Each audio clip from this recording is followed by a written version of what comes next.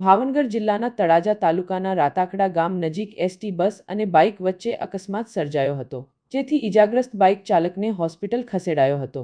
ST bus અને bike વચ્ચેના અકસ્માતમાં સરતાનપર ગામના રહેવાસી નિલેશભાઈ ટીનાભાઈ ચુડાસમાને ઈજા પહોંચી હોવાનું બિનસત્તાવાર જાણવા મળ્યું હતું। તળાજાની સરકારી હોસ્પિટલ ખાતે તેમને સારવારમાં ખસેડવામાં આવ્યા હતા।